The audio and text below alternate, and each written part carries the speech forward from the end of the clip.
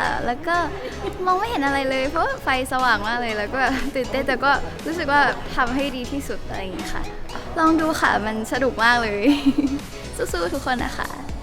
ดีใจและก็ภูมิใจมากๆค่ะมาแข่งเต้นตื่นเต้นแต่ว่าก็เหนื่อยอยู่ค่ะได้รางวัลอะไรครับวันนี้แชมเปี้ยนมาแข่งร้องเพลงกับเต้นค่ะดีใจมากเลยค่ะขอบคุณมากเลยค่ะคุณครูที่สอนหนูให้หนูได้ที่2กับที่3ได้ค่ะ